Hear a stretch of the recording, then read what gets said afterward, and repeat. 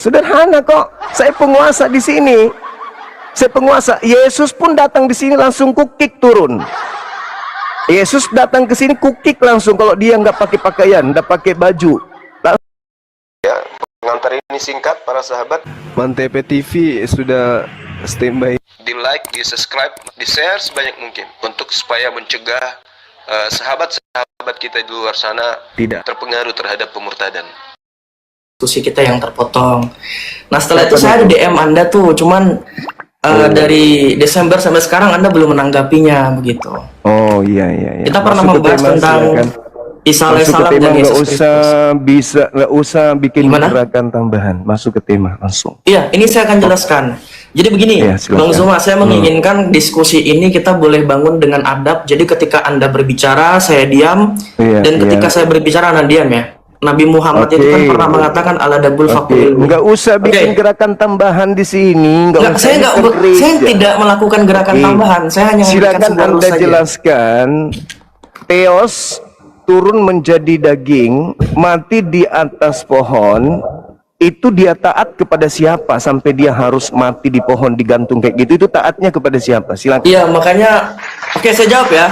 Makanya gini Bang Zuma itu perlu belajar. Gak usah bikin gerakan tambahan. Loh, ya ini saya jawab aja langsung. Ini saya jawab. Tenang. Saya jawab dulu Bang Zuma. Kamu yang harus tenang. Saya jawab dulu. Karena kamu harus mempertanggungjawabkan itu. Iya, saya jawab. Silakan. Jangan bikin gerakan tambahan. Makanya jangan bikin gerakan tambahan. Iya, saya nggak melakukan gerakan tambahan. Untuk orang yang berilmu, bukan congor. Silakan Anda jawab. Oke. Tadi kan Anda bertanya kepada saya. Ini saya jelaskan secara gramatikal bahasa Yunani. Di dalam Yohanes 1 ayat 1, di situ menggunakan kata apa? Enarche en hologos. Pada mulanya adalah firman, kai hologos en prostonteon. Dia tidak menggunakan kata theos di situ, menggunakan kata theon. Kata theon itu merujuk kepada pribadi sang Bapa yang sehakikat dengan sang Sabda. Kai theos en hologos, firman itu memiliki hakikat dengan sang Bapa sebagai Allah yang Esa. Theon di situ siapa?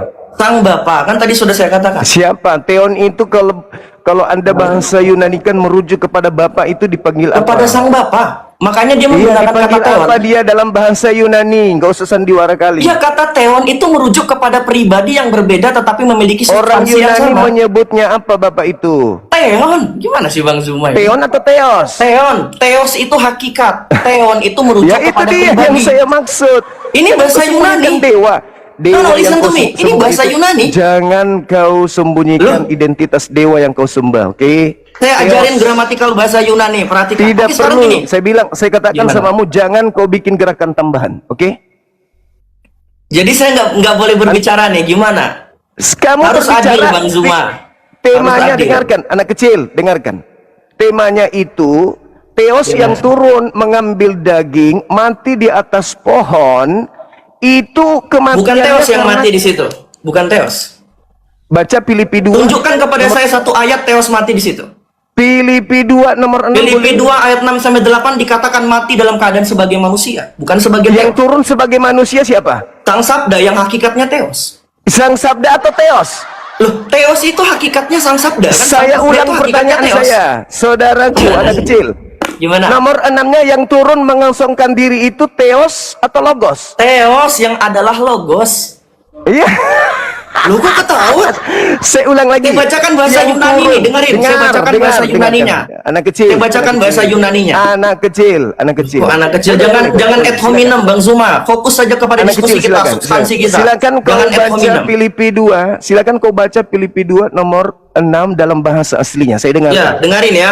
Makanya tadi ketika saya begini Bang Zuma, saya menginginkan diskusi ini itu bisa dibangun dengan adab. Jadi ketika saya berbicara, Bang Zuma boleh berhenti sebentar dulu. Ya, silakan. Saya baca dulu, Bang Zuma berhenti sebentar dulu. Ingat, ini komal untuk orang-orang berilmu, bukan penipu. Iya, kalau Anda berilmu, penipu. Iya, Bang Zuma gini. Pendoktrin, bukan pendokter. Saya bacakan ini, tenang. Silakan kau baca. Silakan kau baca dalam bahasa Yunani. Saya bacakan, tenang. Saya bacakan. 6, silakan. Saya dengarkan. Ya, saya bacakan, tenang ya. Jadi kalau saya lagi bernarasi, tenang dulu Bang Zuma. Aduh, perhatikan. banyak mulut. Ini saya bacakan, tenang dulu. Saya bacakan, tenang. Perhatikan. Saya tenang. Iya, tenang dulu. Perhatikan Bang Kau baca. Zuma ya. Kau baca. Hos en morpi teu hependon au harpe gamen hegento eina isai teu. Theon di situ siapa? Logos atau Theos? Kita bacakan. Jawab. Kita bacakan. Perhatikan. Sudah, Filipi 2 ayat ngapain 6 ku sampai baca 8. lagi?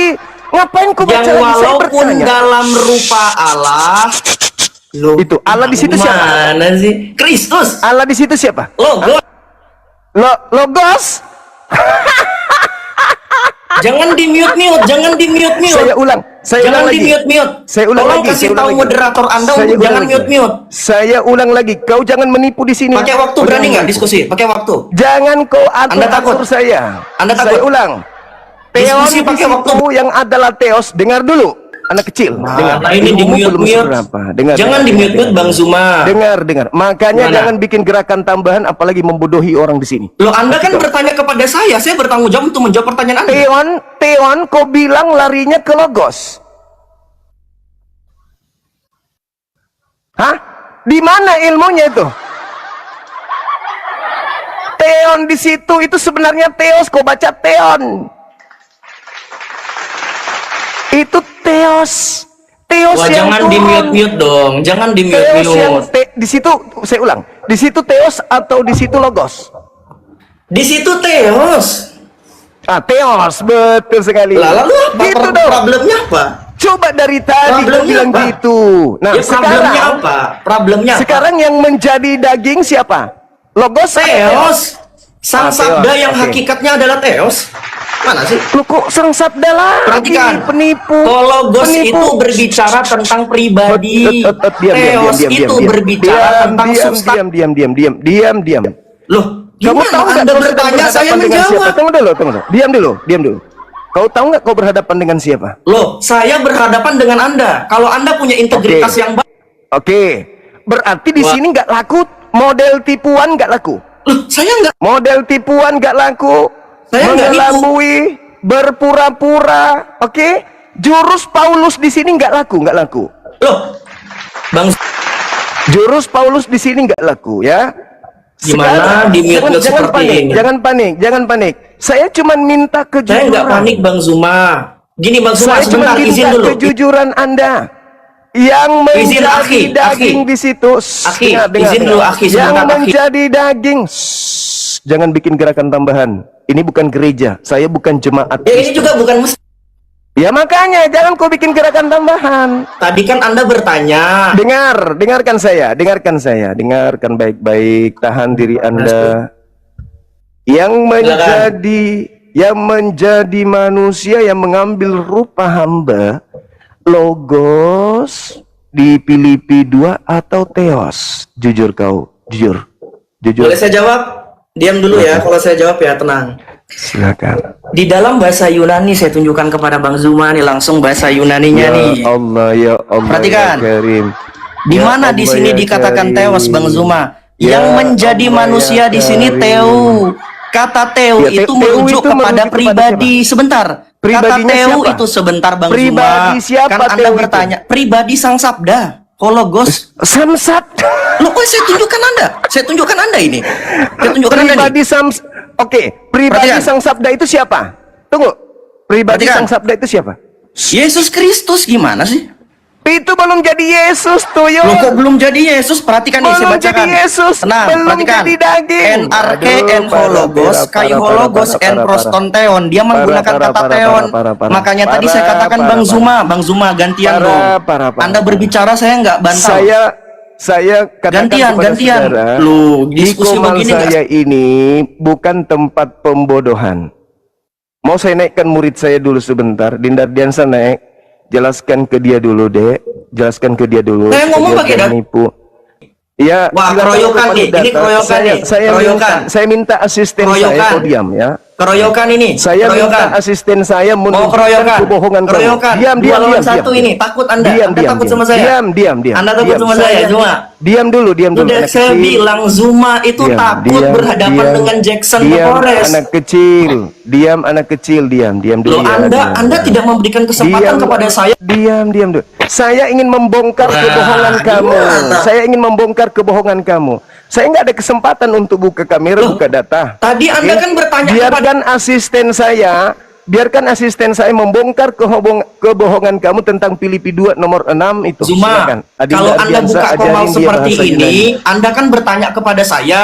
Saya bertanggung jawab untuk menjawab Saya pertanyaan Anda. sudah mendengarkan Kenapa setiap saya kebohonganmu. Saya sudah mendengarkan Loh, kebohonganmu. Anda sudah. belum mendengarkan dari tadi Anda Saya sudah mendengarkan kebohonganmu. Kau mengatakan Theos berani itu nggak Anda pribadi diskusi Logos. dengan saya dua arah? Berani nggak Anda? Pakai waktu kita. Ini dua Anda arah berani ini tentang penyaliban ini, Dek. Anak kecil. Ini Anda dua arah berani ini. nggak diskusi dua arah dengan? Ini dua arah ini, Dek. Ini tentang penyaliban, Adek. Ini, Oke, pakai anak waktu. kecil. Berani? Pakai waktu. Nggak usah pakai Berani? waktu. Nggak pakai waktu. Emang Nah, lu kan siapa? takut. Sekarang coba Dinda Ardiansa, tolong bantu saya Ardiansa bongkar jadi kebohongan moderator. dia. Enggak usah kalau baik. Lu siapa? Lu siapa? Lu bukan lawan saya. Lu anak kecil. Udah diturunkan aja dulu, diturunkan dia. Kalau Anda Kan tidak- kita bongkar. Turun di bawah, kau cuci piring dulu, cuci piring. Dinda Ardiansa, ini disimak 10.000 mata memandang di TikTok. Tolong buka Siap, Gurunda. Filipi 2 yang dimaksud di situ mengambil daging si Logos atau si Theos. Silakan. Nah, kita dengarkan teman-teman. Siap, Gurunda. Kita simak. Suara saya kedengeran, Gurunda? Suaranya agak kecil, adekku. Iya, nggak apa-apa, Gurunda ya. Izin ya. Ini Kalau asisten gini, saya. Ya. Oke, bisa kedengaran. Oke. Ini Filipi 2 nomor 6. Filipi 2 nomor 6. Di sini Siap. tertulis dia tadi melakukan kebohongan akademis, Iya. Gurunda. Di sini menggunakan os and morphe teu. Teu ini, Teu. Gurunda, itu berasal dari nominatif theos. Berhubung Theos. di sini menggunakan kata teu, di sini adalah genetif. Ini hanya berbunyi gini, ada teon, ada teos, ada teu, ada teye. Itu hanya berbeda kasusnya, Gunda. Ini kasusnya genetif. Iya. Tetapi sama kata dasarnya adalah teos, Gunda. Theos. Udah aku Sama. tahu itu, cuman saya nggak bisa buka data.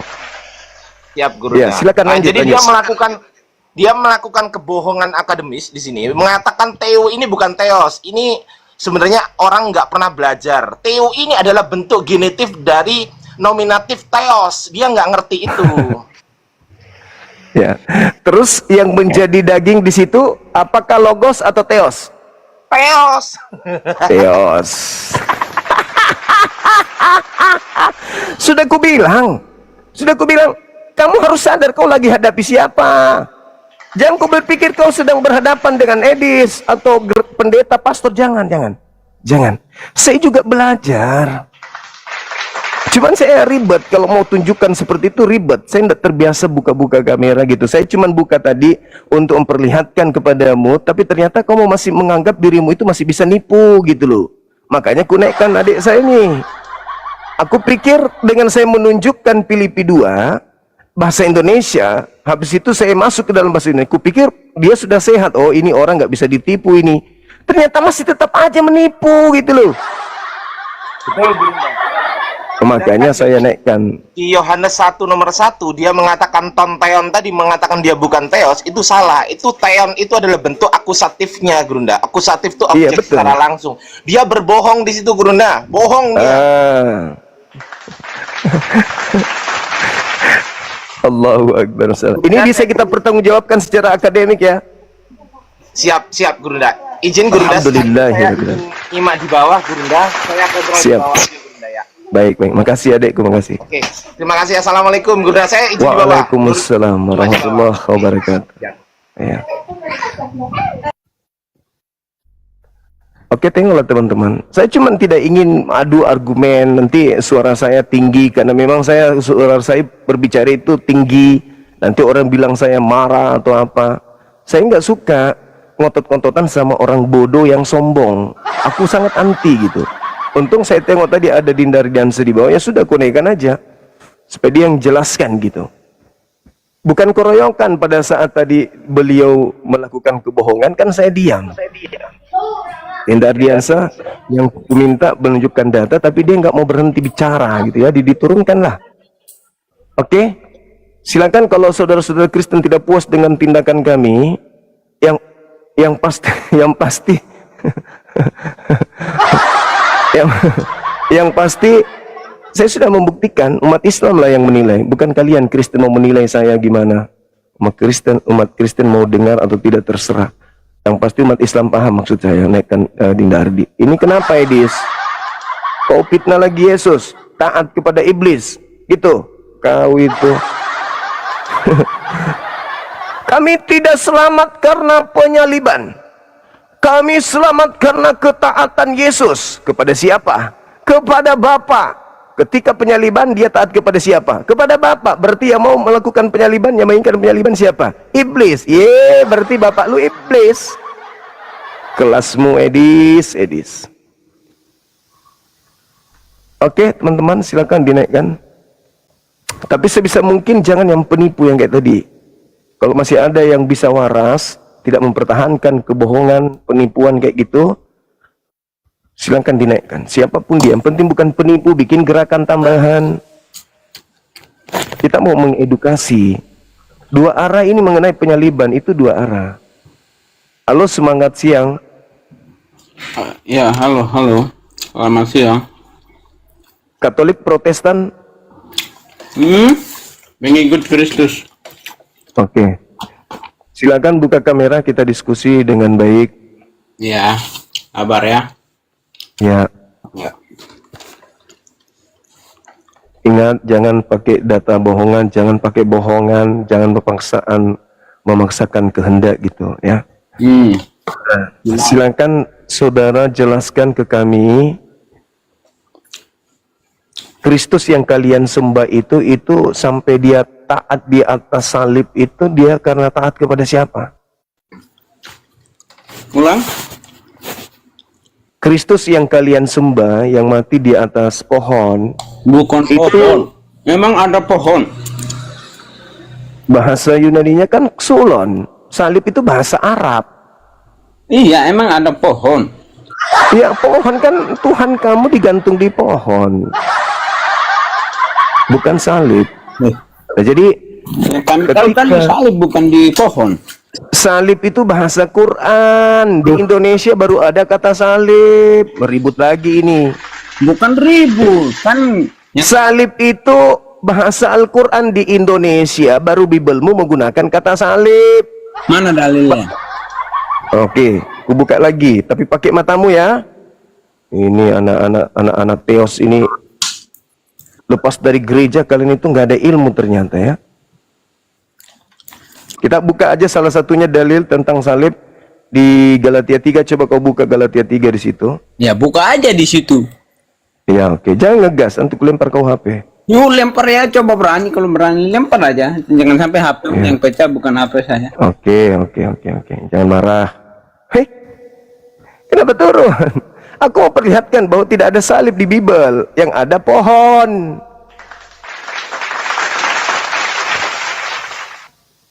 Tidak ada salib, pohon yang ada di kitabmu itu. Oke. Ya, selamat pagi Bang Zuma.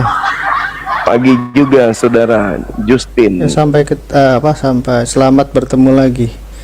Oke. Silakan. Filipi Anda sudah tahu 2. Ya, Filipi 2 ayat 8, taat kepada siapa? Tentu Kristus taat kepada Bapa ya. Banyak Bapak yang sekali mana? ayat yang mengatakan itu. Oke, dengarkan saya bernarasi dulu supaya Anda tidak kemana-mana arah pembicaraan. Ya, silakan. Jadi gini. Jadi Theos mengosongkan dirinya, tidak mempertahankan keteosannya, melainkan turun ke bumi, mengambil daging, menjadi manusia, lalu taat di atas salib. Kalau Anda mengatakan dia taat kepada Bapak yang mana? Yesus memberikan informasi di Yohanes 8:37-44. Orang yang ingin membunuh Yesus itu adalah anak-anak Bapak, tapi Bapak iblis. Nah, kalau bukan Bapak iblis yang Yesus taatin, maka tentu yang dia taatin adalah Bapa Elohim. Tolong tunjukkan kepada saya di mana di kitabnya orang Yahudi Bapa Elohim menginginkan pembunuhan terhadap orang benar untuk menyelamatkan orang-orang Kristen para pendosa ini. Silakan. Ya, di Kejadian 3 ayat 15 jelas ya, dikatakan bahwa Mesias itu akan hadir dan disebut sang keturunan.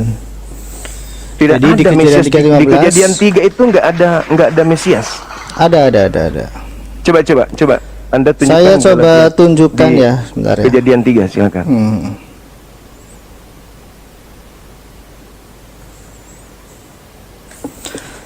Ya, terima kasih ya diberi kesempatan untuk naik dan menjelaskan iman Siap. Kristen. Jadi di Kejadian 3 ayat 15, setelah manusia melanggar perintah Allah bahwa jika Ya. kamu makan buah itu maka engkau akan mati, maka Di Kejadian kematian berapa? Kejadian 2 ayat 17. Oh, Maka Kejadian ketika perintah itu dilanggar, artinya kematian itu menjadi ketetapan Allah. Ya, tetapi Ya. pohon pengetahuan yang baik dan yang jahat itu janganlah kau makan buahnya, sebab pada hari yang kau memakannya pastilah engkau mati. Tetapi kenapa kematian itu tidak ditimpakan kepada Adam dan Hawa? Karena berlaku keadilan Tuhan, karena dosa itu muncul bukan dari dalam diri manusia tapi dari luar. Nah, sehingga di Kejadian 3:15 ketika Allah mengadakan semacam sidang ya, menyidang antara iblis, Adam dan Hawa, Tuhan berfirman, aku akan mengadakan permusuhan antara engkau dan perempuan ini, antara keturunanmu dan keturunannya. Ada kata keturunannya. Ini adalah nubuatan pertama tentang adanya Mesias sebagai sang keturunan yang dijanjikan. Ini faktanya seperti itu nih di kitab Kejadian. Mana di kitab Kejadian Tuhan menginginkan membunuh orang benar demi menyelamatkan para pendosa Ya, itu di mana? ya, Itu makanya saya aku tunjukkan. bilang, Ini jelaskan dasar pun filosofis Anda ya. belum mengerti. Sebentar, saya belum 1 menit, Bang. Saya belum 1 menit. Saya minta waktu 1 menit aja.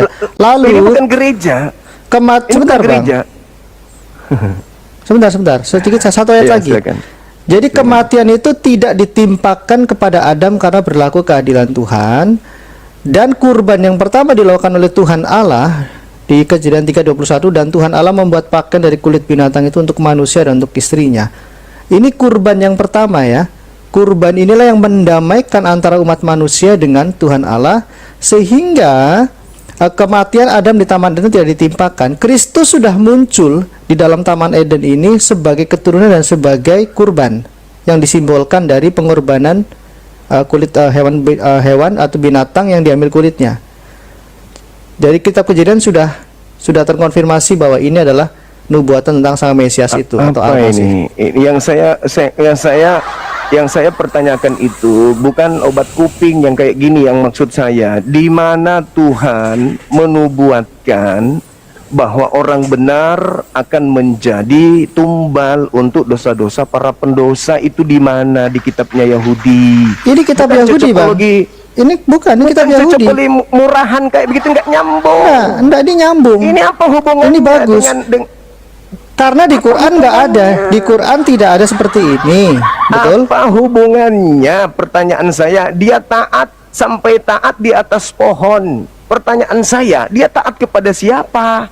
Anda mengatakan taat kepada Bapak. Bapak siapa? Kalau Bapak Elohim, mana dalilnya? Ya, Tapi Yesus kalau tentu. Bapak Iblis, Baik. Yesus sendiri yang mengatakan bahwa yang ingin membunuh Yesus adalah anak-anak iblis. Yesus loh yang mengatakan itu. Sekarang Oke. Anda terbang ke kitabnya Yahudi. Di mana Tuhannya Yahudi menginginkan Mesias mati untuk orang jahat itu di mana? Ya jelas tadi saya sudah buktikan. Kemudian Apa itu? pewahyuan tentang Mesias itu jelas di sepanjang perjanjian lama itu muncul. Mesias ini disebut sebagai sang keturunan. Di Mazmur 110 jelas Mesias ini akan disebut anak Daud. Nah, saya khawatir di Al-Quran tidak diungkapkan tentang bagaimana nubuatan tentang Al-Masih. Ada nggak di Al-Quran nubuatan tentang Al-Masih? Apa ini? Ada apa nggak? yang sedang nggak ada? Nggak Apa ada. yang Anda bahas ini? Apa yang Anda bahas? Ke kemana-mana? Karena tidak ada nubuatan Al-Masih di Al-Quran, maka wajar Bang Zuba makanya nggak pakai tahu. Bible. Ya, makanya pakai Bible kalau gitu. Di mana kenapa? Bapak Elohim menginginkan, dengar, ini yang ketiga kalinya. Di mana Bapak Elohim, kalau Bapak Elohim ya, kan sudah terbukti bahwa iblis yang menginginkan kematian terhadap Yesus. Itu sudah terbukti. Yesus sendiri yang mengatakan, sekarang Anda sebagai Kristen ingin menutupi aib itu dengan menuduh Tuhannya Yahudi yang menginginkan kematian terhadap Yesus. Di mana dalilnya Bapa Elohim menginginkan kematian kepada orang benar demi menyelamatkan para pendosa, yaitu umat Kristen? Di mana itu dalilnya? Ya, ya. Oke ya, Ya, di Keluaran ya. 2, oke ya. Di Keluaran 12 ayat 3 sampai 17 jelas di situ dijelaskan bahwa untuk penebusan dosa perlu adanya korban. Di Keluaran Apa? 12 Manusia ayat, atau binatang? ya tadi di Taman Eden hewan dulu karena Yesus belum Ya, datang. hewan. Terus di mana Tuhan menginginkan manusia? Oh, berarti Manusia nggak benar paham. lagi. Loh, inti kurban itu pengganti. Justru yang seharusnya yang seharusnya manusia atau binatang? yang seharusnya mati untuk memenuhi hukum Allah adalah Adam, tetapi kematian itu ditimpakan kepada hewan kurban. Makanya teman-teman, binatang. oke, teman-teman Kenapa muslim paham dibalik nggak? jadi manusia? Kenapa Kalau teman-teman muslim? binatang, kenapa di dalam agama Anda justru dibalik? Sabar. Jadi manusia. Jadi saya penasaran kenapa teman muslim nggak tahu tentang kurban? Loh, kurban diajarkan kemudian dalam Al-Quran itu binatang. Begitu juga di agama Yahudi, binatang. Hanya agama yang berasal dari Romawi Yunani ini yang korbannya seperti dewa Molok. Berarti Nabi Ibrahim Anda yang ingin mengorbankan Ismail itu salah. Itu bukan menebus dosa, itu adalah ujian. Lagi pula dia tidak mengorbankan, hanya diuji saja. Bukan diminta dikorbankan, benar-benar dikorbankan. Lagi-lagi di situ diganti binatang. Kamu kenapa menggantinya jadi manusia? Nah, artinya Allah Subhanahu wa taala yang memerintahkan Ibrahim untuk mempersembahkan Ismail, betul? Sebagai ujian. Sebagai ujian. Ya. Kenapa dari Kamu baca Kejadian 21 nomor 1. Itu sebagai ujian. Al-Quran surah As-Saffat ayat 101 sampai 107 itu cuma ujian. Oke, di hukum Taurat bangsa Israel ada bermacam-macam kurban menggunakan hewan. Kenapa di dalam Islam itu tidak ada kelanjutan tentang hukum itu? Kata siapa? Al-Quran surah Al-Hajj ayat 34. Pada setiap kaum sudah disyariatkan melakukan persembahan kurban berupa binatang ternak, bukan manusia. Jangan kemana-mana dulu. Di Jangan Israel, kemana-mana di dulu. hukum Taurat Musa, kurban itu untuk penebusan dosa. Di Islam untuk apa? Mendekatkan diri kepada Allah.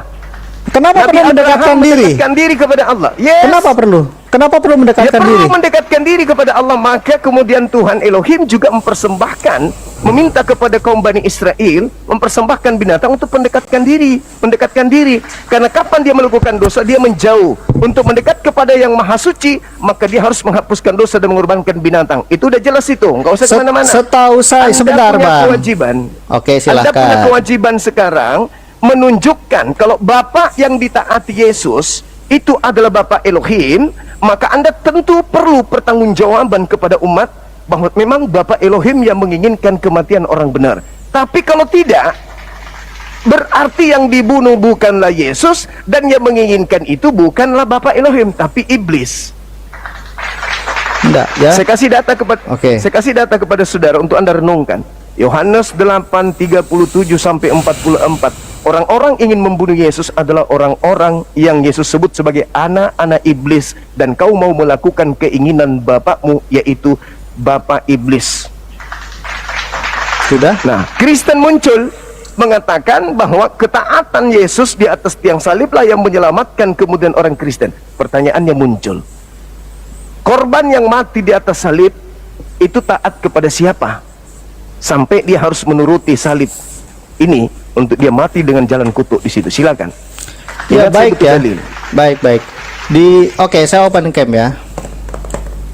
Dari tadi. Sebentar, saya open Alkitab maksudnya. Oh, Izinkan saya membawa dalil dari Perjanjian Baru, ya. Jadi Rasul Paulus mengatakan bahwa seluruh manusia sudah berbuat dosa sehingga kehilangan kemuliaan Allah. Sebentar, Bang. Sabar. lagi itu ajaran fitnah itu. Sabar. Yang bawa fitnah. Nggak masalah. Saya tahu Abang Suma pasti nggak akan menerima ini. Jadi di Roma 5 ayat 19 dikatakan seperti ini ya. Jadi sama, sorry kebalik. Nanti data ke nomor 12-nya kamu baca. Itu Ya. pembohongan itu. Oke ya, di Roma 5 ayat 19, jadi sama seperti oleh ketidaktaatan satu orang, ini Adam yang Itu dimaksud. fitnah Semua orang telah menjadi, loh, Anda kan tadi mengakui manusia berdosa dan berkurban. Gimana sih? Tidak ada kemudian dikatakan bahwa orang berkorban karena dosanya Adam.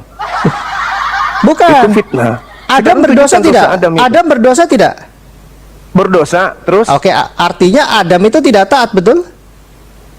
tidak taat Ya atas sudah. perintah itu. Ya, Anda setuju sekarang dengan Rasul permasalahannya- Paulus. Sekarang permasalahannya adalah apakah kesalahan Adam itu dilimpahkan kepada Oh keturunannya? tidak dosa Adam untuk tidak. Adam. Sabar. Tidak. Yang dimaksud dengan dosa asal, kita mewarisi natur atau sifat kecenderungan berdosa dari Adam, bukan dari Tuhan. Terus Karena Adam tadinya diciptakan tuh dengan sifat kudus, sifat Oke. yang taat. Oke, sekarang kembali kepada tema. Oke, nanti panjang. Saya kuasai tema itu. Sekarang kembali kepada tema. Yesus yang Anda katakan Kristus itu yang mati di atas salib, itu taat kepada siapa sampai dia harus mengikuti Pada Bapa prosesi yang mengutus salib? dia, kepada Tolong Bapa. tunjukkan dalilnya di mana Bapa menginginkan penyaliban terhadap orang benar. Ini yang ketiga kalinya.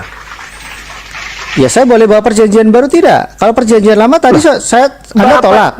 Bapak itu di perjanjian lama, bukan di perjanjian baru.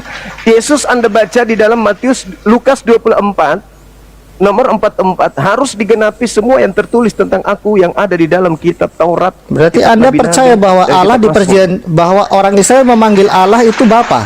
Anda percaya itu? Saya mengikuti narasi, saya berdiskusi dengan Oten sekarang ini. Oh ya sudah, terima kasih. Artinya antara perjanjian lama dan perjanjian baru tidak ada masalah. Bapa yang mengutus Yesus menghendaki agar dia tunduk dan taat kepada hukum Taurat, menggantikan saya umat minta. Israel. Saya Ini minta, gimana? Di mana Bapak menginginkan kematian terhadap orang benar demi menyelamatkan para pendosa, yaitu orang-orang Kristen. Tadi di Kejadian 2 ayat 17 dan Kejadian 3. Apa di situ, di mana Bapak? Coba Anda bantah dalil ini. Anda bantah dalil ini. Keluaran 23 nomor 1, nomor 2, nomor 7, nomor 8. Dusta jangan kau hembus-hembuskan. Orang benar tidak boleh kau bunuh. Orang yang tidak bersalah tidak boleh kau bunuh. Sebab aku Tuhan tidak akan membenarkan orang yang bersalah. Nah, bantah dalil itu dengan Anda menunjukkan bahwa orang benar boleh kau bunuh. Sebab aku Tuhan akan membenarkan orang berdosa dengan mengorbankan orang yang benar itu. Mana dalil itu? Ya. Ada? Oke ya, prinsip dari kurban itu haruslah kurban yang tidak bercacat celah. Masalahnya Aduh, Bang mulai. Juma itu menolak bahwa kurban itu untuk penebusan dosa. Anda bagaimana ini? Di mana kelanjutan Sekali lagi, Islam ini sekali terhadap lagi. perjanjian terhadap gimana? Sekali lagi saya Sabar Bang, minta. sabar. Sekali lagi, moderator, kalau sekali lagi nggak ditunjukkan data, ya silakan. Loh, tadi dieksekusi.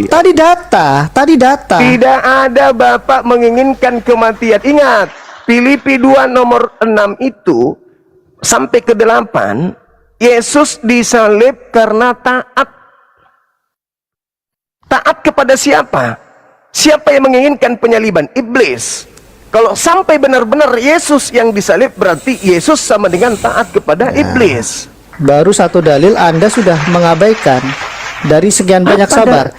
Di mana? Setelah manusia melanggar perintah Allah, maka kematian itu menjadi ketetapan secara hukum yang harus dilakukan, harus diadakan. Anda baca di mana Tetapi ini kejadian, sabar, harus ulang lagi.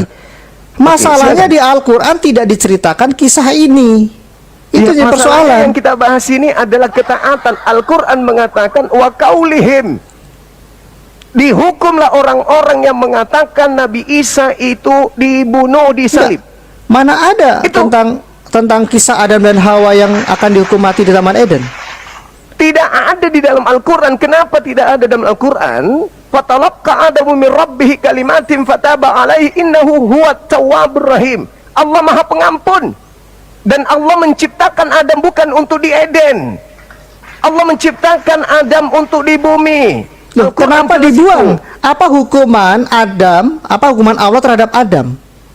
Wa iz qala rabbuka lil malaikati inni ja'ilun fil ardi khalifah. Kejadian 1 nomor 26. baiklah kami menciptakan manusia untuk mengisi bumi sebagai khalifah. Itu Kenapa hanya ujian dibuang? di Adam, di Eden itu cuman ujian untuk Adam. Tidak ada kutukan kepada Adam. Anda Nah, baca inilah Kejadian 3, artinya- yang dikutuk iblis. Artinya Yang dikutuk Al-Qur'an iblis, bukan Adam. artinya Al-Qur'an berbeda dengan kitab Yahudi. Enggak urusan. Loh, Iman saya bukan di gimana? Iman saya bukan di situ, iman saya Quran.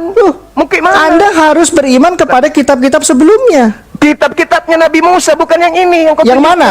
Yang mana? Ini kitabnya Lembaga Bibel Indonesia. Loh, mana kitab Musa yang asli? Nabi Musa dikatakan dalam Al-Quran, ya ahlal kitab lima talbisunal haqqa bil batil wa taktumul haqqa wa antum ta'lamun. Orang-orang yang datang kepadanya Torah mencampur adukan antara firman Tuhan dengan karangan-karangan manusia. Anda nggak Ini yang menjawab. kau pegang sekarang. Di mana Taurat kitab Musa yang asli? sekarang? Justru saya yang bertanya, mana kitab Musa yang asli? Kok melempar lagi ke saya? Al-Quran yang mengatakan, ya ahlal kitab kad ja'akum rasulna yubayyinu lakum katsira. Dia menjelaskan banyak dari isi kitab yang disembunyikan. Kau tanya lagi kepada saya, Justin Edo, kamu tak sanggup untuk membantah bahwa pernyataan Edis yang mengatakan Yesus taat di atas tiang salib, keselamatan Kristen bukan karena salib tapi karena ketaatan. Saya menganggap ketaatan Yesus karena tidak ada data Bapak memerintahkan dia mati dikutuk. Maka saya katakan, sementara ini, akankah orang Kristen menerima bahwa Yesus mati disalib karena taat kepada iblis sesuai pernyataan Edis semalam? Oke, selamat siang. Oh, selamat siang Bang Zuma. Siang juga Bang Olang Iya, biasa. semoga sehat-sehat Bang Zuma ya. Sehat. Iya. Dari sekte mana Bang? Katolik, Kristen. Protestan? Siap.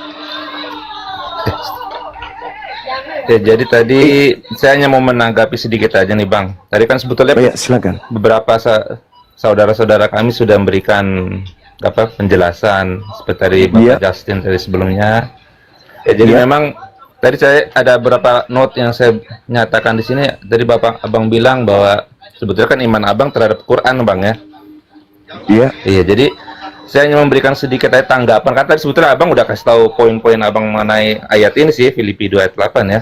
Taat kepada siapa? Tadi juga udah dijawab berkali-kali kepada Bapak, dan saya juga bilang kepada Bapak, karena memang secara iman kami Kristen, pengertian itu memang sudah biasa dan sudah sudah firm ya. Nah, mungkin saya menanggapi sedikit gini Bang Zuma, bahwa memang ada namanya rencana keselamatan itu, di mana pada waktu Adam dan Hawa jatuh ke dalam dosa itu, mereka itu hukumannya mati, dan kalau boleh dibilang saya bilang mati kekal ya. Nah, kematian kekal ini hanya bisa dibayar dengan sesuatu yang kekal juga. Nah, jadi sesuatu yang kekal itu nggak bisa manusia dan juga nggak bisa ciptaan seperti malaikat. Nah, makanya perlu sesuatu yang kekal untuk membayar hutang. Makanya kalau di kami itu ada kayak istilah hutang, bahwa dosa itu seperti hutang, harus dibayar dengan sesuatu yang kekal. Nah, karena pencipta itu kekal, dia nggak bisa mati. Dan saya rasa di pengertian Bang Zuma sama ya, bahwa pencipta langit dan bumi itu nggak akan bisa mati karena dia kekal. Betul kan Bang Zuma ya? Betul. Iya, jadi perlu dia mengganti wujudnya ke sesuatu yang bisa mati, yaitu manusia itu. Makanya ada rencana keselamatan yang tadi Bang Justin bilang bahwa di Kejadian itu sudah diberikan cicipan pemberitahuan bahwa terhadap nubuatan. Memang kalau nanti tadi diskusikan tadi Bang agak terlalu panjang itu, karena memang nubuatan ini sudah terjadi sebelum dunia diciptakan. Sebelum dunia diciptakan sudah direncanakan, dan memang sudah ada siapa yang harus melakukannya. Tadi seperti Abang bilang, Tuhan Yesus taat kepada siapa. Jadi perencanaan itu sudah ada sebelum dunia diciptakan dan dijalankan. Manusia jatuh dalam dosa, lalulah pada waktu peristiwa salib itulah penggenapannya. Makanya tadi seperti saudara kami Bang Justin bilang sebelumnya, bahwa kematian di kayu salib itu merupakan penggenapannya dan lambang-lambang korban-korban bagi kami ya. Korban-korban yang dilakukan oleh bangsa Israel itu adalah tipe daripada penggenapan antitipenya, yaitu Yesus itu sendiri. Itu sedikit itu aja sih Bang. Karena kalau misalnya kalau abang misalnya tadi seperti abang bawa abang teman kita saudara kita Ardiansyah yang mengenai apa tuh bahasa Ibrani bahasa ahli bahasa apa tadi ya, ahli bahasa Greka. Tadi sebetulnya sama saudara kami yang sebelumnya, dia itu sebetulnya juga ahli bahasa Greka. Kalau saya mungkin jauh di bawah abang lah. Saya dari awam saja sih mau menyampaikan apa pendapat mengenai ayat ini sih bang. Mungkin kalau untuk yang perdebatannya selanjutnya mungkin yang lebih teknis, abang bisa cari orang yang lebih tadi dua orang tadi tuh yang di sebelum saya tuh lebih berkualitas lah di atas saya. Mungkin sedikit itu aja deh bang. Saya mau menanggapinya bang. Oke, baik. Dengarkan saya abang. Bagaimana sikap Anda membaca Bible, kitabnya orang Yahudi, ketika ada orang yang mempersembahkan manusia sebagai korban? Contoh misalnya kita lihat di dalam beberapa kitab, Yehezkiel 23:39, Yehezkiel 20 nomor 30 sampai 31. Kemudian kita baca di dalam Yeremia 32:35, kemudian Ulangan di dalam kitab Ulangan juga, Ulangan 12 nomor 31, kemudian Imamat 18 nomor 21, kemudian diterangkan Imamat 20 nomor 3, nomor 4, nomor 5. Tuhan menghukum habis orang yang mempersembahkan manusia sebagai korban. Terus Anda mengatakan orang yang tidak menganut ajaran dan bukan pemilik kitab mencoba mengangkat tragedi penyaliban terhadap manusia yang Anda tuhankan itu sebagai sesuatu penggenapan dari nubuat-nubuat yang ada di dalam kitabnya orang Yahudi. Sementara yang punya kitab, bahkan yang berfirman di situ, murkanya menyala-nyala terhadap mereka yang mengorbankan anak manusia. Makanya saya minta data. Kalau memang Filipi 2:6-7-8, ketaatan oknum yang jadi korban di atas salib ini adalah ketaatan kepada Bapa. Bapa ada dua, Bapa Elohim, Bapa Iblis. Yesus memberikan indikasi kuat dan tidak bisa kita kabur dari situ, lari dari sana. Kita baca di dalam Yohanes 8:37 nomor 44, Yesus mengatakan bahwa kamu ingin membunuh aku karena kamu tidak memperoleh firman di dalam dirimu. Saya ulang. Kamu ingin membunuh aku karena kamu tidak memperoleh firman di dalam dirimu. Kalau Anda mengatakan nubuat itu firman. Kalau orang yang membunuh Yesus ini ternyata benar-benar ada nubuatan, berarti yang mau membunuh Yesus adalah pelaku-pelaku firman yang sudah dinubuatkan untuk kematian Yesus. Tapi Yesus mengatakan sebaliknya. Kamu ingin membunuhku karena kamu tidak memperoleh firman di dalam tubuhmu, dalam dirimu. Iblislah yang menjadi bapakmu. Dan kamu mau melakukan keinginan-keinginan bapakmu, yaitu membunuhku. Bukankah dalil itu sudah sangat jelas? Kenapa harus meminta dalil-dalil? Ini nubuatan, ini nubuatan. Apakah kita tidak pernah membaca sederetan dalil, setumpuk kitab di dalam kitabnya orang Yahudi yang mereka sebut kitab Tanakh? Tuhan marah, Tuhan murka dengan kejijikan-kejijikan dan persinahan-persinahan yang dilakukan oleh orang-orang Yahudi dengan membunuh anak manusia, anak mereka. Kata Tuhan, aku sendiri yang akan melenyapkan mereka, kan mereka telah mempersembahkan anak mereka. Sekarang orang Yahudi diminta mempersembahkan kurban hewan. Kristen muncul, kenapa mempersembahkan manusia? Karena terlanjur didoktrin manusia telah menebus mereka dari dosa-dosa mereka. Itu doktrin. Sekali lagi saudaraku, tolong, bagaimana tanggapan saudara tentang kemurkaan Tuhan terhadap orang-orang terdahulu yang mempersembahkan anaknya kepada dewa Molok, kepada dewa Baal, kepada Moab, dan seterusnya? Tiba-tiba saja Kristen mengusung materi yang sama.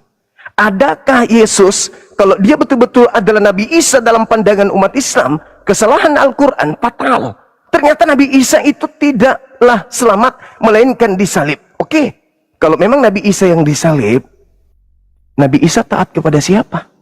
Bukankah Tuhan tidak menginginkan kematian anak manusia? Apalagi orang yang tidak bersalah. Keluaran 23 nomor 7 nomor 8, jangan kau membunuh orang yang benar, jangan kau membunuh orang yang tidak bersalah, sebab aku Tuhan tidak akan membenarkan orang yang bersalah. Dalam kurung Kristen. Amsal 6 nomor 16, 6 perkara yang menjadi kekejian di dalam hatinya, bahkan 7 perbuatan yang dimurkai oleh Tuhan. Salah satunya adalah menumpahkan darah orang yang tidak bersalah.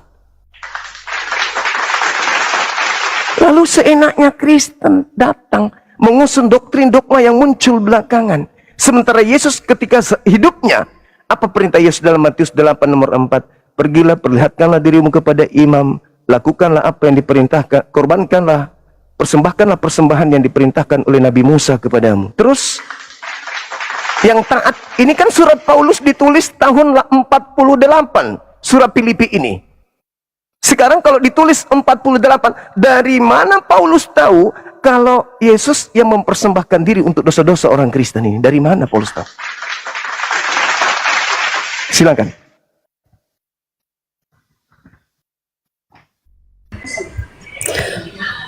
Shalom, selamat hari Minggu. Iya. Hari Kiriaki, hari Dewa Matahari. Silakan. Hari Minggu dan Happy Sunday. Iya.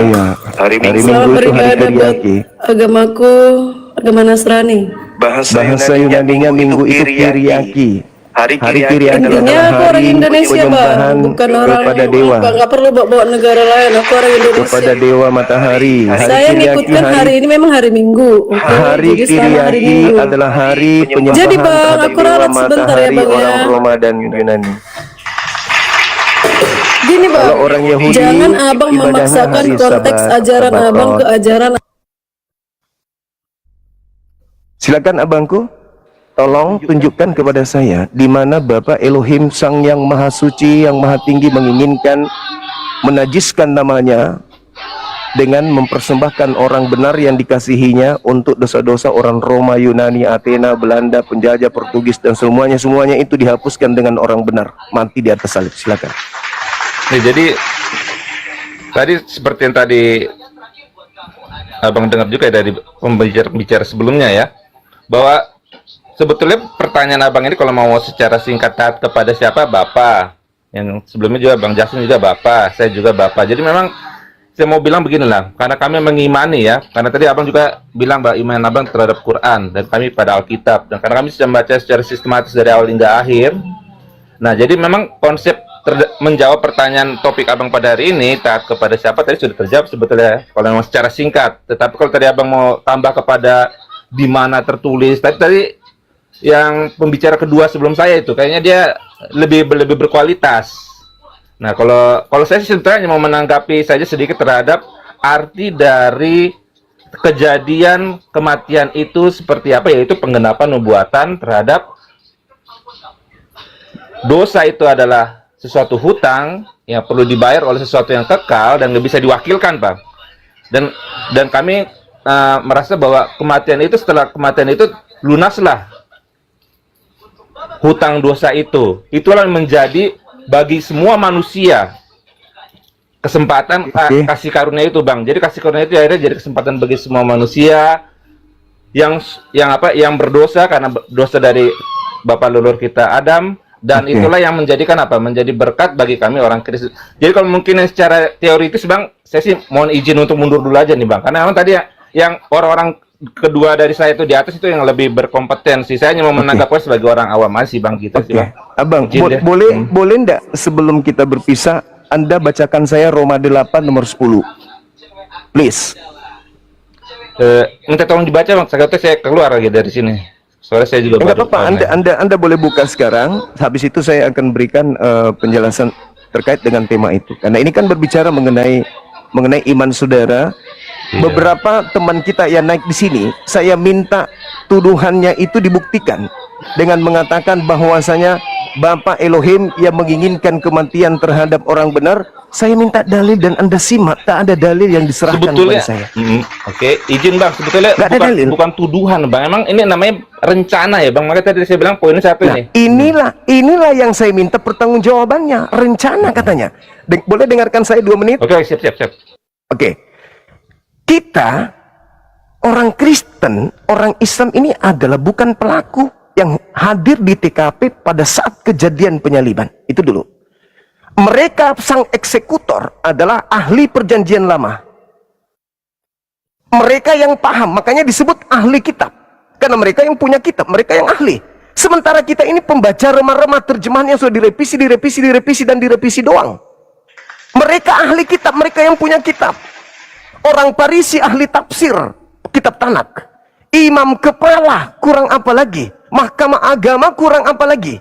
Mereka tidak ada membaca dalam kitab mereka, Yesus kita salibkan untuk dosa kita. Yesus kita salibkan karena sudah digenapi. Dan Yesus mengatakan, hayo teman-teman, sudah tiba saatnya kau menyalibkan aku untuk dosa-dosa kalian. Malahan mereka, orang yang jago perjanjian lama, melakukan kesaksian palsu untuk membunuh Yesus, untuk menyalib Yesus.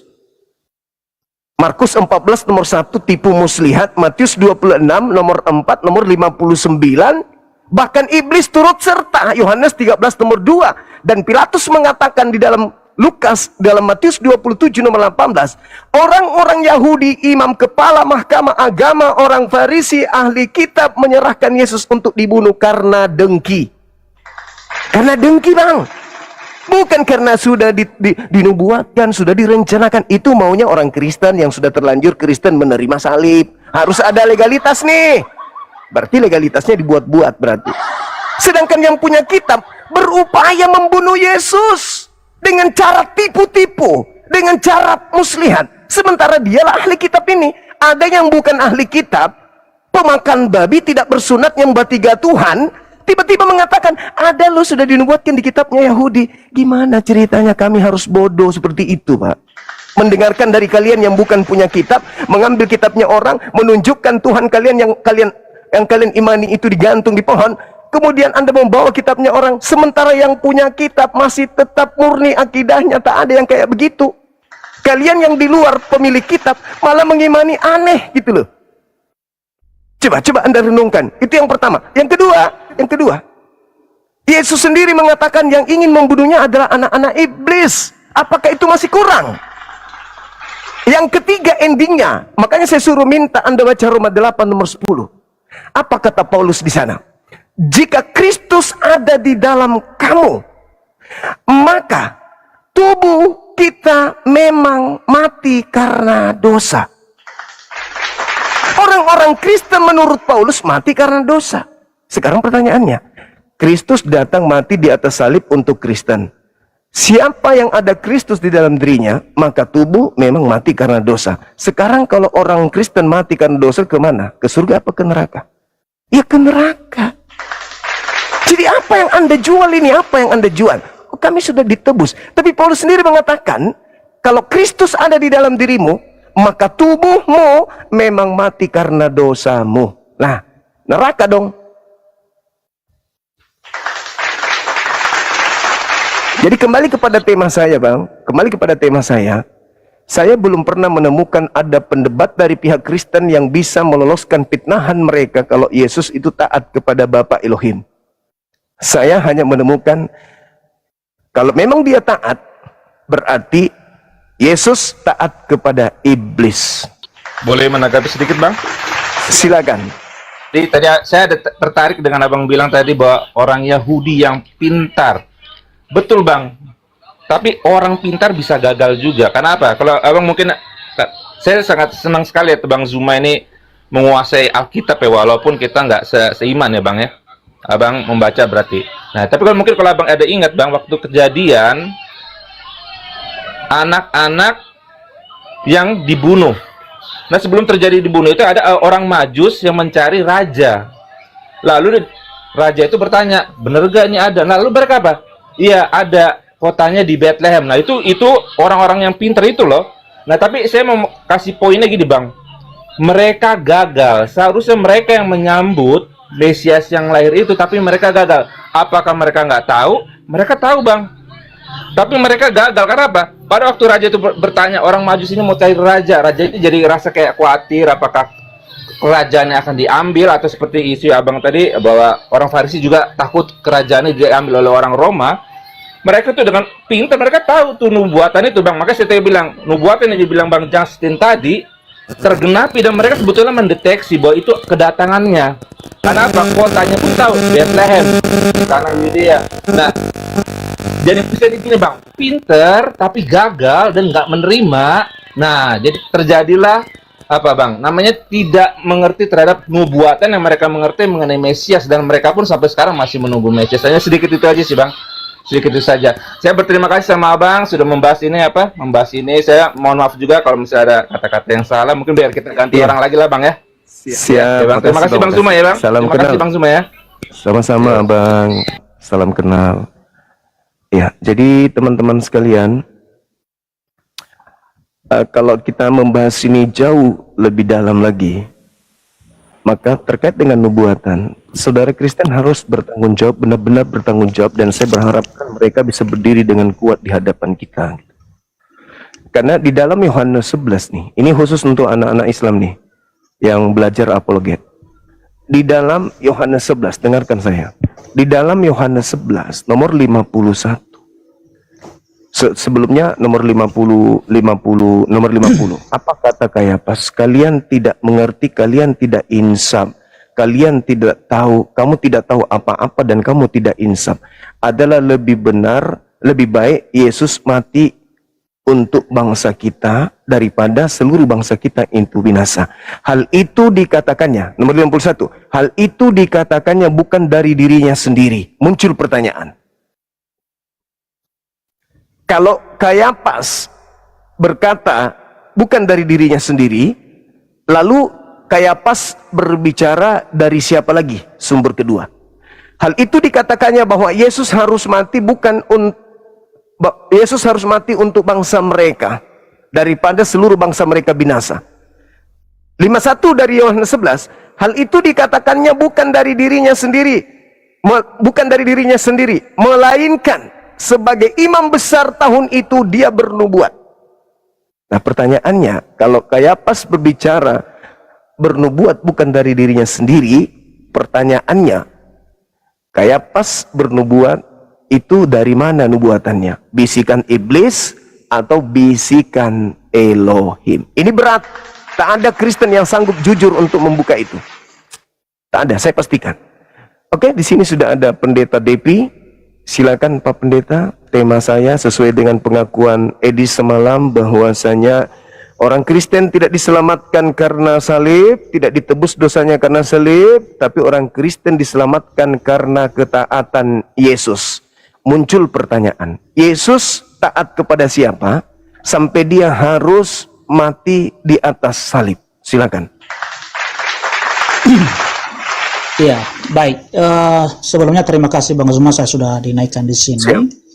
Dan harapan saya kita di sini diskusi dengan baik ya. Artinya kita saling menghargai, saling memberikan kesempatan kepada lawan bicara kita. Ya, baik. Karena pertanyaan Bang Zuma taat kepada siapa Yesus di situ? Ya, tentu itu taatnya kepada Bapa. Ya. Karena kedatangan Tuhan Yesus itu sebagai Sang Mesias, sebagai Sang Juru Selamat, itu adalah menggenapi semua nubuatan yang ada di dalam Alkitab, khususnya di Perjanjian Lama. Ya, jadi sebagian tadi sudah dikutip oleh kawan-kawan, walaupun tidak semuanya saya simak, saya dengarkan, karena saya tadi hanya sepintas saja tadi saya dengarkan. Tetapi ada beberapa ayat di dalam Alkitab itu bagaimana nubuatan tentang kedatangan Sang Mesias itu dan juga penderitaannya, sehingga hal itu benar-benar terjadi, ya, benar-benar terjadi, dan itulah makna kedatangan Yesus itu untuk mentaati ya segala hukum Taurat itu, ya. Dia yang menggenapi semua hukum Taurat itu, sehingga itulah disebut ketaatannya kepada Bapa. Nah, ya. Sudah? Ya, sudah. Oke, baik. Anda mengatakan ketaatan Yesus kepada Taurat. Boleh saya minta dalil di mana di Taurat Yesus diperintahkan mati untuk menyelamatkan orang-orang berdosa, itu di mana? Iya, ada di Yesaya 53, Bang. Ada di Taurat, Bang, di Taurat, bukan di Yesaya, di Taurat. Di Taurat? Ya. Iya, kalau di Taurat itu dari kitab Kejadian sampai dengan Ulangan, Ya, di situ hanya kita temukan di kitab Kejadian ya pasal 3 ayat 15 dan juga di Ulangan 18 ayat 18. Ya. Ya, maksudnya salib. Dia kan taat salib. Ini kan tema kita, ketaatan Yesus itu disalib. Nah, kalau penyaliban ini adalah perintah Elohim, tentu ada. Di mana di Torah? Perintahnya Yesus orang benar harus mati untuk menyelamatkan orang-orang yang tidak benar. Di mana tertulis Iya, itu di Taurat? Ya, begini Bang Zuma. Alkitab khususnya Perjanjian Lama itu satu paket yang tak bisa dipisahkan. Artinya sekalipun contoh ya tidak ada di Taurat Musa ya diceritakan mengenai penyaliban di situ kepada Sang Mesias, akan tetapi di kitab para nabi ada. Ya, jadi makanya Alkitab itu saling melengkapi. Ya, saling melengkapi. Ya, jadi kalau di situ Bang Zuma tanyakan sekarang di Taurat Musa itu tidak ada.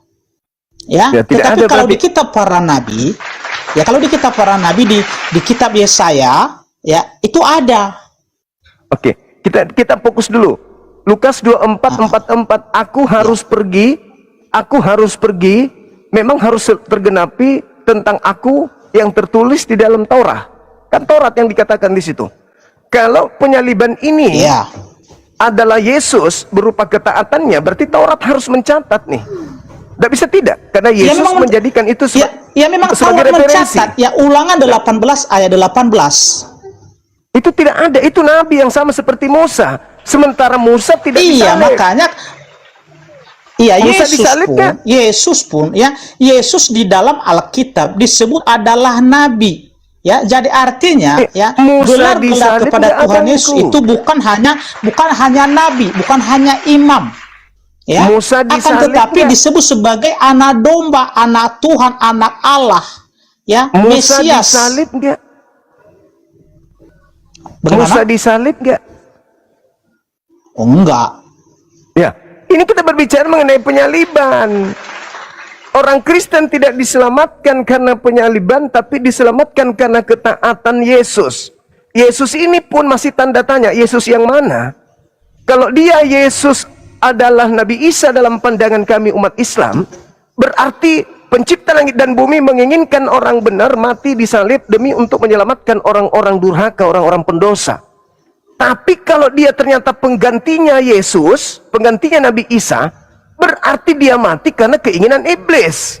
Nah, untuk mencocokkan itu, ketaatan dia, apakah itu Nabi Isa atau penggantinya Nabi Isa, atau Yesus asli atau penggantinya Yesus asli, tolong Anda jelaskan. Salib ini oknumnya melakoni itu, kalau menurut Edis dia tidak terpaksa, tapi itu wajar, ada bentuk ketaatan. Saya tidak menyalahkan Edis dalam hal ini. Kenapa? Paulus mengatakan itu, Theos mengosongkan diri, tidak mempertahankan keteosannya, melainkan turun mengambil rupa hamba dan menjadi manusia, dan taat sampai mati di atas tiang salib. Edis tidak salah. Yesus mati taat di atas tiang salib. Muncul masalah besar jadinya.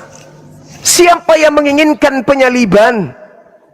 Bapak Elohim atau Bapak Iblis? Kalau Bapak Elohim, mana dalilnya? Silakan. Tapi kalau Bapak Iblis, dalilnya Yesus sendiri yang menyebutnya. Yohanes 8:37-44. Yang mau menyalib Yesus adalah anak-anak iblis. Ya. Silakan. Baik. Jadi karena itu pertanyaan Bang Zuma, ya, di mana bahwa rencana siapa penyaliban itu? Ya, tentu saya tidak keluar dari ayat Alkitab, ya, bahwa sejak dalam Perjanjian Lama itu penyaliban itu adalah kehendak Allah Bapa. Itu bukan dalilnya, ya, ada di Kejadian pasal 3 ayat 15 tadi, dan juga ada di Yesaya 53 mulai dari ayat 3 sampai dengan 12. Berarti, berarti Yesus menuduh kalau itu betul Bapa Elohim yang menginginkan kematian Yesus. Berarti Yesus menuduh Bapa Elohim itu iblis. Enggak, begini, Lah. ya harus Lah. jangan bang, jangan disatukan ya antara kehendak orang-orang Yahudi pada saat itu, ya, yang benar-benar menolak ajaran Tuhan Yesus dan sehingga mereka berusaha untuk membunuh Yesus pada saat itu, tapi bukan melalui penyaliban, akan tetapi tujuan mereka mau melempar Yesus dengan batu atau mereka menyeretnya di tebing. Pada saat itu beda konteks itu bang. Ya kalau Anda mengutip ya Yohanes 8 itu mulai dari ayat 37 sampai dengan 44 itu beda konteksnya bang. Ya. Oke.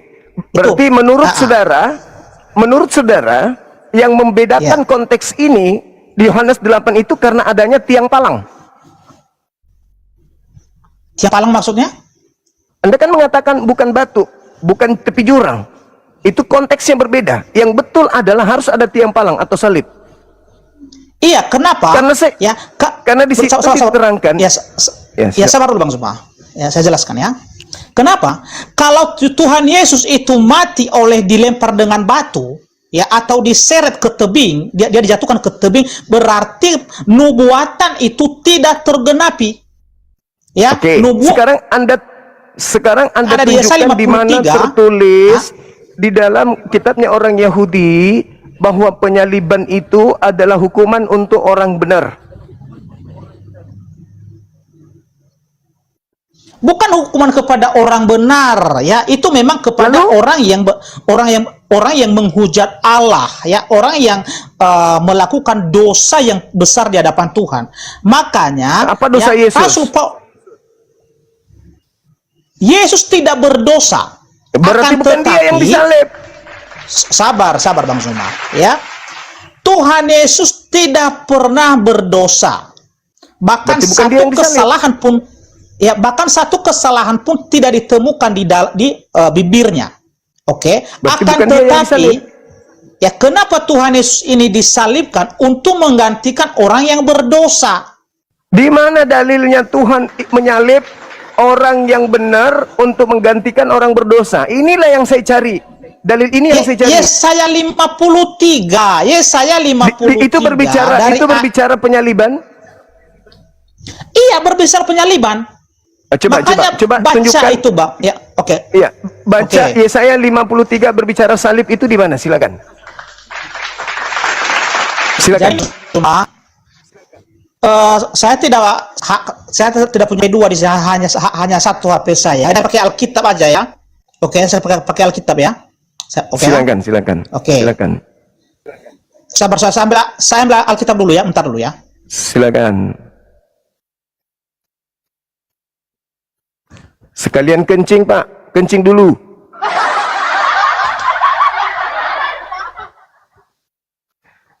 Yesaya 53. Itu Yesus sudah jelaskan di Matius. Ini anak-anakku yang dibawa. Kalau mereka orang-orang Kristen yang bukan pemilik kitab ini mencoba untuk nipu menggunakan kitabnya Yahudi. Yesus menjawabnya di Matius 23 ya. Itu bukan berbicara mengenai Yesus. Itu berbicara mengenai orang-orang benar yang dibunuh mulai dari zaman Habel sampai ke Zakaria anak bereknya. Ingat itu ya. Jangan kita mau ditipu. Yang kedua, Yesaya itu berbicara mengenai, ya silakan.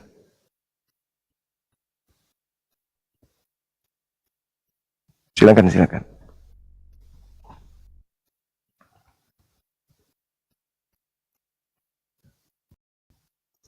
Iya. Udah Bang Zuma? Oke, silakan.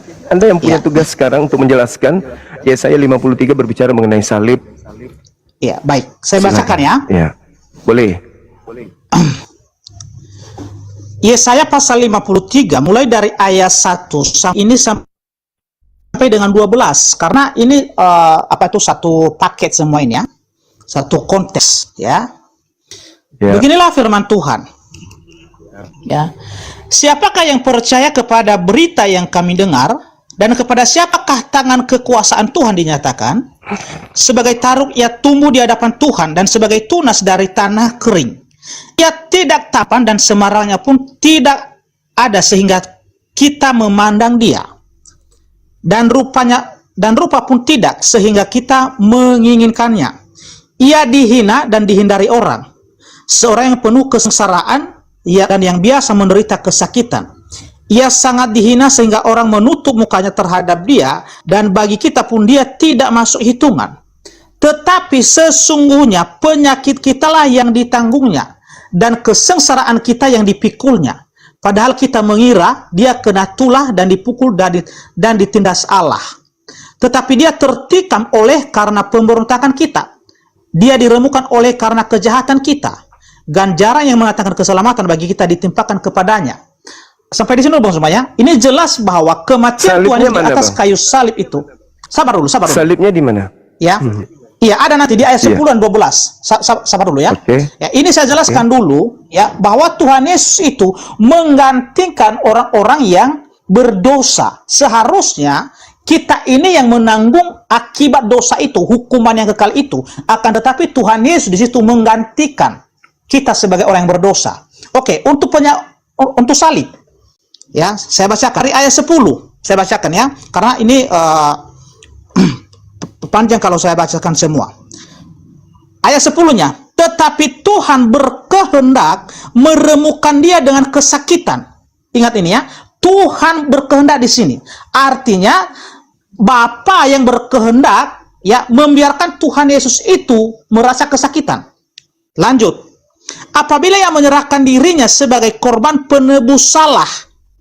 Ya, ini Tuhan Yesus menyerahkan dirinya sebagai penebus salah. Ya, sesuai nanti di Yohanes 10 ayat 27. Ya, oke. Saya teruskan ya. Dan kehendak Tuhan akan terlaksana olehnya. Sesudah kesusahan jiwanya, ia akan melihat terang dan menjadi puas. Dan hambaku itu sebagai orang yang benar akan membenarkan banyak orang oleh hikmatnya, dan kejahatan mereka dia pikul. Ya, kejahatan kita dipikul oleh Tuhan Yesus di sini. Ya, sebab itu aku akan membagikan kepadanya orang-orang besar sebagai rampasan, dan ia akan memperoleh orang-orang kuat sebagai jarahan, yaitu sebagai ganti karena ia telah menyerahkan nyawanya ke dalam maut. Ya, dan karena itu ia terhitung di antara pemberontak sekalipun ia menanggung dosa banyak orang dan berdoa untuk pemberontak. Jadi di sini dijelaskan ya, di ayat 12 ini dia terhitung di antara ya orang-orang pemberontak. Ya, jadi ini berbicara dalam ketika dia disalibkan. Ya, bahwa benar ini terjadi. Bahasan salibnya mana, Bang? Bahasan salib. Sabar dulu, Bang. Bahasan ya. salibnya mana? Ya, sabar dulu, Bang. Ya, sabar dulu ya. Jadi di sini dijelaskan bahwa ketika Sang Mesias ini menyerahkan nyawanya, dia disalibkan ya dengan ya, Yesaya kedua 53 orang yang jahat. salib yang Anda maksud. Ya, ini ada itu di kan ayat 12-nya. Iya, coba. Nomor 12 Oke, saya bacakan ya. Ya. Oke, saya bacakan ya. Sini ya. Sebab itu aku akan membagikan kepadanya orang-orang besar sebagai rampasan, dan ia akan memperoleh orang-orang kuat sebagai jarahan, yaitu sebagai ganti karena ia telah menyerahkan nyawanya ke dalam maut, dan karena ia terhitung di antara pemberontak. Ya, di sini dikatakan salibnya terhitung di antara pemberontak ini, Bang Zuma. Ya, mungkin Bang Zuma tidak mengerti hal ini, hanya kami yang bisa mengerti ini, ya. Jadi terhitung di antara pemberontak ini pada saat penyaliban, dan itu terbukti ketika Tuhan Yesus disalibkan, dia ada di antara kedua orang jahat itu atau kedua orang pemberontak itu. Satu di sebelah kanannya dan satu di sebelah kirinya, dan itu benar-benar terjadi, sudah tergenapi ayat dari Yesaya 53 ayat 12 ini. Ya, ini berbicara penyaliban. Iya. Oke, saya tanggapi ya. Oke, Kalau silakan. kita berbicara mengenai apa yang tertuang di dalam Yesaya 53, 52, 53, termasuk juga di dalam kitab Mazmur 8 yang sering dijadikan sebagai acuan oleh orang-orang Kristen. Sebenarnya Yesus sudah mengunci keadaan itu. Memang banyak tokoh-tokoh dari orang-orang Yahudi, karena ini berbicara mengenai Yerusalem. Anda baca nomor 1 dari Yesaya 1, itu berbicara tentang zaman-zaman Yerusalem, berbicara tentang raja-raja Yehuda. Itu membahas tentang Hezekia, Ahaz, Yotam, dan juga Uzia. Tidak ada kaitannya dengan Yesus. Nah, Yesus menerangkan di dalam Matius 23, satu perikop, satu bab, bahwa memang orang-orang Yahudi itu membunuh nabi-nabi, menyalibkan para nabi, dan mereka kemudian dikatakan tidak akan lolos dari api neraka. Bagaimana mungkin engkau meloloskan dirimu, wahai ular-ular, wahai ular beludak? Kau tidak akan bisa lolos dari api neraka. Engkau tidak akan luput dari neraka jahanam, dikarenakan kau menyalib orang-orang yang benar, nabi-nabi, ahli Taurat yang diutus kepadamu.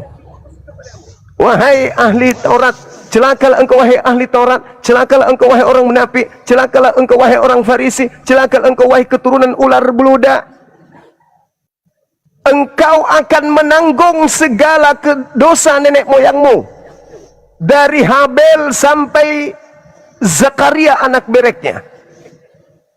Jadi bagaimana mungkin orang-orang Kristen di luar Yahudi justru selamat karena penyaliban, sedangkan orang Yahudi keturunan para penyalib tidak lolos dari neraka, kata Yesus. Lah, kok orang Roma Yunani pula, orang Indonesia pula yang selamat dari penyaliban ini? Sementara Tuhan tidak menginginkan kematian untuk orang benar demi menyelamatkan kemudian orang-orang yang berdosa. Sekarang yang Anda baca Yesaya 53 itu tidak berbicara tentang orang-orang berdosa, tapi pengorbanan para raja-raja Yerusalem, para pejuang, para Mesias yang ada di tengah-tengah mereka. Itulah yang mereka alami. Tetapi pelaku pembunuhannya tidak mendapatkan apa-apa. Justru keturunan para pelaku pembunuhan itulah yang mendapatkan celaka, tidak akan lepas dari neraka, kata Yesus. Jadi kalau Anda mengatakan Yesus disalib karena Yesus taat kepada nubuatan yang ada, sekali lagi saya katakan, tak ada satupun orang Yahudi yang mengatakan itu untuk Yesus, dalam arti kata dia Yesus mati untuk nebus dosa-dosa orang di luar Yahudi. Satu hal yang perlu saudara pahami, kitab Yesaya itu Anda harus baca dari Yesaya 1 nomor 1. Yesaya 1 bab 1 sampai bab 66 itu berbicara ruang lingkup kisah raja-raja Yerusalem dan Yehuda. Di 4 masa, Uzia, Yotam, Hezekia. Tidak ada kemudian masa Yesus. Anda hanya menggunakan data itu sebagai cocokologi agar menyelamatkan kemudian doktrin Kristen itu tidak runtuh. Maka Anda harus menggunakan data-data itu. Sekali lagi, di Yesaya 53 tidak ada salib. Justru yang ada salibnya di Ulangan 21 nomor 22 23. Dan salib itu hanya berlaku sebagai hukuman bagi pelaku dosa besar. Adakah Yesus melakukan dosa besar? Tidak sama sekali. Tidak sama sekali. Nah, kalau begitu, yang mati di salib ini bukan Yesus. Dan pelaku-pelaku penyalib Yesus itu bukan karena ketaatannya kepada perintah Tuhan. Termasuk yang Yesaya 53. Yang menombak, yang menggantung, penjahat-penjahat, pemberontak, itu bukan karena taat kepada Tuhan Elohim, sehingga mereka membunuh oknum yang ada di Yesaya 53 ini. Jadi tidak ada itu, Bang, tidak ada. Sekarang kembali kepada tema, ketika Anda mengatakan Yesus itu mati dengan taat kepada perintah Elohim, di mana perintah Elohimnya bahwa orang benar harus mati demi menyelamatkan orang-orang yang berdosa? Silakan.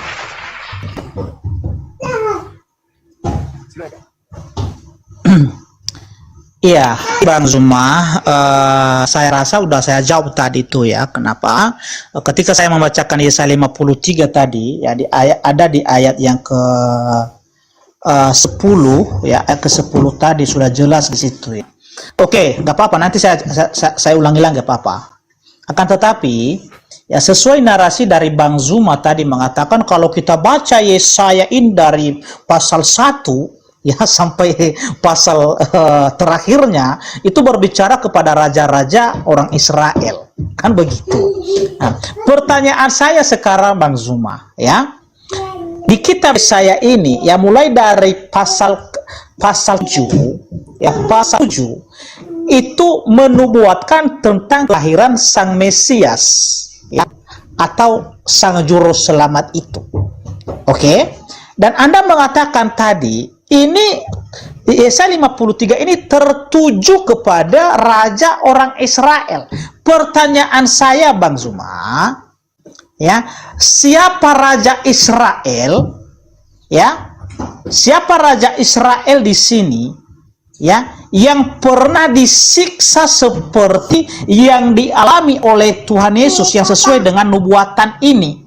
Ya, disalibkan di antara kedua orang-orang pemberontak, ya, dan juga siapa orang Israel yang lahir ya tanpa ada hubungan ya suami istri, tetapi lahirnya dengan perawan ya, dari seorang perawan perempuan selain Yesus. Ya, selain Yesus. Ini pertanyaan Bang Zuma. Tunjukkan nanti sama saya. Kalau Anda temukan itu di dalam Alkitab, maka semua narasi dari Bang Zuma saya iakan, bahkan saya siap sekarang menjadi Islam. Ya. Saya siap sekarang menjadi Islam Bang Zuma. Tetapi tunjukkan siapa. Sabar dulu. Dibuktikan dengan fakta sejarah, ya, fakta historis bahwa pernah ada orang yang mengalami ya, yang menderita seperti yang dialami oleh Yesus di sini di antara raja-raja orang Israel. Silakan Bang Zuma. Siapa namanya? Oke, baik. Iya. Oke, baik. Itu yang bisa menjawabnya itu Yesus, Bang. Karena Yesus mengatakan di dalam Matius 23, celakalah engkau hai ahli Taurat, celakalah Ya, engkau bawah, hai turun di keturunan ular beludak. Turun di bawah ya. Bang Zuma, sabar dulu Bang Zuma. Ada anak-anak di sini. Bang Zuma, Siap, sabar dulu ya. siap. Saya Silakan, dulu. silakan. Ada anak-anak di sini. Bentar dulu ya. Siap.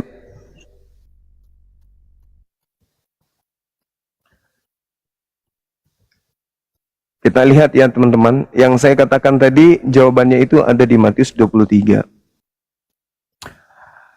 Jadi kalau kita berbicara mengenai Yesaya 53 itu, Yesus sendiri yang menjawabnya kemudian. Tidak mungkin itu merujuk, kalaupun dipaksakan kepada Yesus, maka yang pasti yang harus dipahami oleh saudara-saudara kita Kristen, tidak ada Elohim menginginkan kematian terhadap orang-orang benar demi untuk menyelamatkan orang-orang yang tidak benar. Itu hanya cocokologi mereka untuk memberikan legalitas sendiri terhadap kematian Yesus. Seperti itu teman-teman. Kita tunggu. Oke, sudah? Oke, lanjut Bang Zuma. Baik. Jadi gini Bang, kalau kita berbicara di dalam data yang ada, itu mestinya yang kita tanya Yesus, karena Yesus mengatakan apa? Celakalah engkau wahai keturunan ular beludak. Celakalah engkau wahai orang-orang Farisi. Sebab engkau harus memenuhi takaran nenek moyangmu. Lihatlah, beberapa nabi-nabi diutus kepadamu, orang-orang bijaksana, ahli-ahli Taurat. Kemudian di antara mereka separuh kamu bunuh dan separuh kamu salibkan. Yang lain kamu sesat di rumah-rumah ibadat. Yesus sendiri yang mengatakan itu. Bahwa ternyata orang-orang Yahudi ini adalah pembunuh para nabi-nabi, penyalib para nabi-nabi, yang mereka harus tanggung mulai dari Habel sampai ke Zakaria. Itu dalil Matius 23. Berarti kalau Anda mengatakan siapa, tanya kepada Yesus. Siapa nabi-nabi yang disalib oleh orang-orang Yahudi yang tadi yang diterangkan di Matius 23 ini? Itu siapa? Dan apa akibatnya? Ternyata mereka tidak lolos dari api neraka jahanam. Seperti itu, saudara. Dan di Yesaya 53 di situ tidak ada yang berkata perawan. Tidak ada yang mengatakan bahwa di situ adalah seorang wanita yang kemudian tanpa suami atau perawan yang melahirkan kemudian seorang anak manusia. Coba Anda cari di mana dikatakan di situ adalah seorang perawan.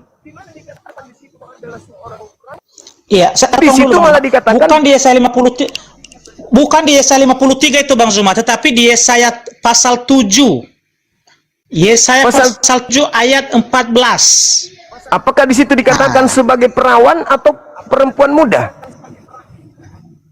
Ayo, yang jujur. Iya, saya baca, kita baca ya. Oke, kita baca ya. Silakan. Silakan. Ya.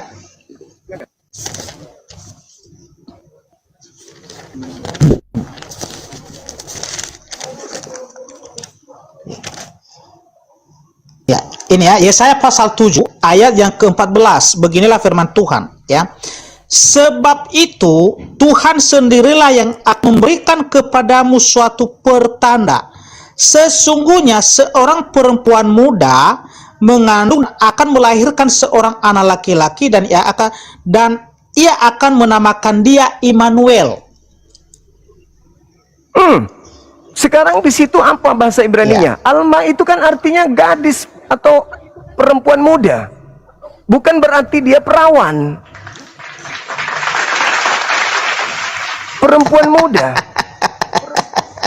Istri saya perempuan muda, Bang. Saya menikahi istri saya masih usia 18 tahun, perempuan muda. Tidak dikatakan bahwasanya itu adalah perawan. Perempuan muda itu bisa saja bukan perawan.